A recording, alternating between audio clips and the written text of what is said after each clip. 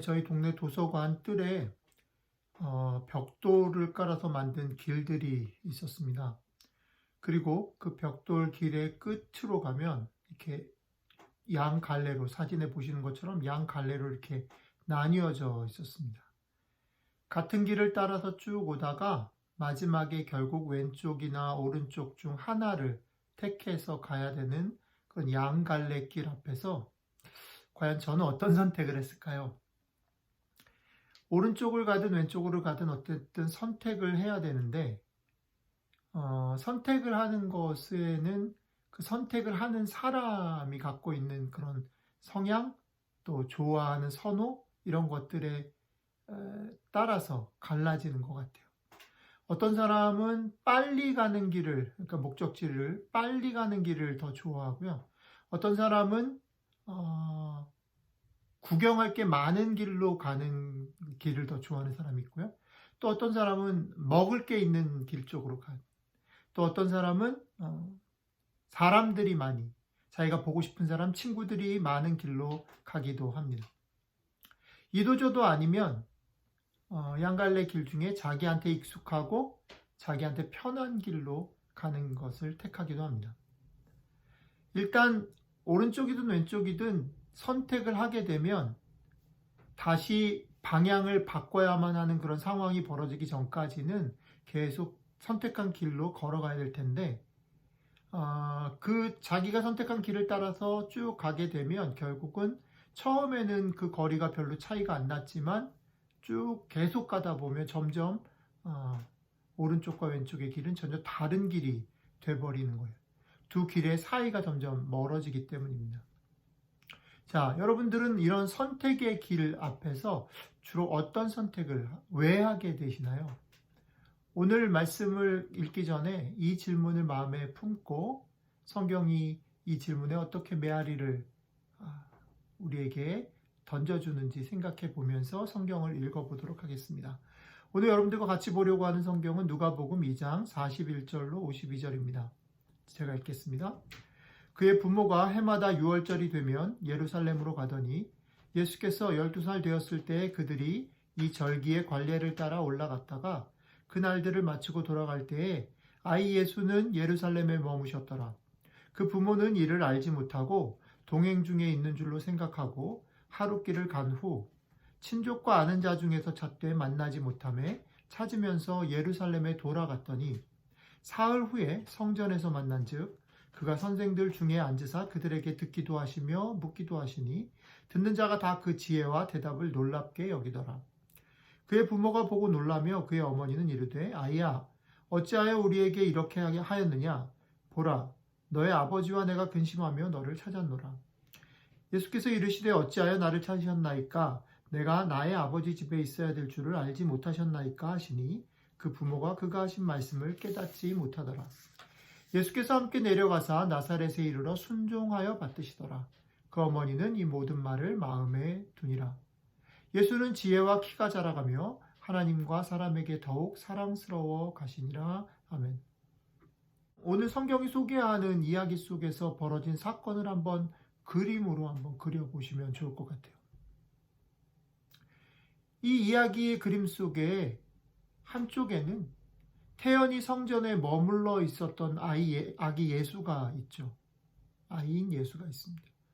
그리고 그 반대쪽에는 하룻길 동안 예수가 당연히 자기들과 동행했다라고 생각하고 그냥 의문 없이 질문 없이 그냥 자기의 길을 갔던 요셉과 마리아가 있습니다. 요셉과 마리아는 그렇게 하룻길을 갔다가 문득 아이가 자기들과 같이 있지 않은 걸 보고 당황하고 놀라서 정신없이 길을 돌이켜서 예루살렘으로 돌아오죠. 이 돌아오는 길 가운데 있는 마리아와 요셉의 마음과 형편과 감정들을 한번 생각해 보시면 좋을 것 같아요.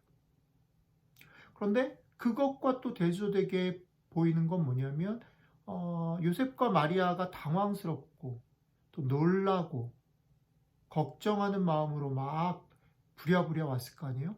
그런데 그 부모의 당황스러움과 놀람과 염려와는 너무나 대조적으로 성전에 계셨던 아기 예수는 편안하고 자연스럽게 성전에서 자기가 하는 일들을 그대로 수행하고 있었다라는 거예요. 재밌는 거는 이 사건이 쭉 진행되어지고 모든 일이 끝나고 난 다음에 성경 저자가 이렇게 이 사건을 자기의 나레이션으로 결론을 내리고 있어요. 예수는 지혜와 키가 자라가며 하나님과 사람에게 더욱 사랑스러워 가시더라. 그 바로 앞에 뭐가 있냐면 예수께서 함께 내려가서 나사렛에 이르러 순종하며 받드시더라. 부모님께 되게 순종하는 아이가 되었다. 그리고 그것을 받아서 성경의 저자는 예수님이 성장해 가면서 육체적으로 또 지식적으로 성장해 가면서 하나님과 사람에게 사랑스러워 가셨다. 이렇게 얘기하고 있더라고요. 이 결론이 왜 인상적이냐면 이 바로 앞에 사건 속에서의 예수님은 사실 부모를 당황하게 하는 존재잖아요. 그죠? 부모를 걱정케 만든 그런 비범한, 평범하지 않은 그런 존재인데 맨 마지막에 이걸 랩업하는 결론에서 보면 예수님은 부모님 포함 하나님에게 사랑을 받는 그리고 순종하는 그런 존재, 아주 평범하고 착한 그런 존재로 랩업을 하고 있다, 마무리하고 있다는 거죠. 자, 평범한 것, 착한 것과 비범한 것, 자기의 자리를 지키는 것, 이 둘은 어디서 갈릴까요? 앞에 제가 사진을 설명드리면서 같은 길을 쭉 가다가 어쩔 수 없이 양갈래길이 나왔을 때, 오른쪽이든 왼쪽이든 선택해야 되는 어떤 상황들이 있을 때, 오른쪽이 됐든 왼쪽이 됐든 선택을 하는 사람은 자기의 나름의 기준을 가지고 선택한다라는 거죠. 오늘 예수님의 이 사건은 그 선택에 대한 얘기를 보여주고 있는 것 같아요. 성경의 이야기는 이 사진의 양갈래길에서 성경의 이야기는 그 양갈래길의 선택에 관한 얘기를 메아리 쳐서 우리에게 이렇게 질문하고 울림을 주고 있다고 생각해요. 한번 들어보시겠습니까? 너의 삶의 중요한 자리가 어디니? 너는 너의 삶 가운데 그냥 순종적이고 착하고 평범하고 남들하고 불화하지 않고 남들하고 잘 친하게 지내면서 정작 네가 지켜야 될 자리를 잊어버리고 자리가 아닌 것에서 살고 있는 건 아니니? 네 자리가 어디니?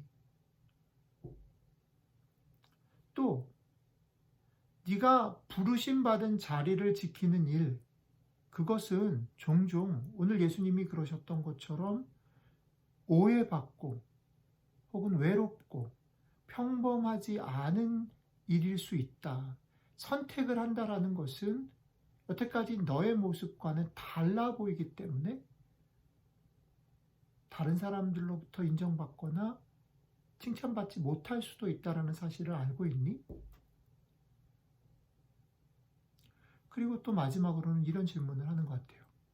삶의 수많은 선택의 순간에 너의 부르심의 자리를 기억하고 때로 불어오는 유혹과 오해와 외로움 속에서도 그 부르심의 자리를 끝끝내 지키면서 살 수 있겠니? 라고 물어보시는 것 같아요. 여러분들의 삶 가운데 다른 사람들과 어떤 충돌 없이, 불평 없이, 다른 사람들이 다 좋은 것대로 그렇게만 사시나요? 아니면 여러분들의 삶의 자리를 지키기 위해서 때로는 다른 사람들에게 오해를 받기도 하고 외롭기도 하고 곤란을 겪으면서 사는 그런 삶을 사시나요? 여러분들의 인생 가운데 항상 그래야 될 필요는 없지만 어느 순간에 여러분들의 부르심의 자리 때문에 어려움을 당하고 오해를 받을 수 있을 거예요. 그런 것이 있는 것이 오히려 맞다는 거죠. 그리고 그것을 지켜낼 수 있으면 좋겠어요. 오늘 두 갈래길의 그 사진이 예수 그리스도의 그런 이야기와 합쳐져서 우리에게 던지는 질문들입니다. 같이 기도하겠습니다. 예, 하나님, 우리들의 삶 가운데 세상과 불화하지 않고 그렇게만 살아가지 않도록 우리의 마음을, 우리의 생각을 깨우쳐 주셔서 감사합니다. 우리가 부르심의 자리를 지키고 사는 일이 우리의 삶 가운데 때로는 두렵고 때로는 외롭고 때로는 쉽지 않은 것을 주님이 아십니다. 그럼에도 불구하고 우리에게 도전하시는 그 길을 따라서 우리가 부르심의 자리를 지키며 살아갈 수 있도록 우리를 도와주십시오. 성령님, 우리의 연약함들을 도우시고 우리 가운데 힘을 주십시오. 믿음의 용기를 가지고 오늘도 부르심의 자리를 지키는 저희들이 될 수 있도록 함께해 주십시오. 감사드리며 예수 그리스도의 이름으로 기도드렸습니다. 아멘.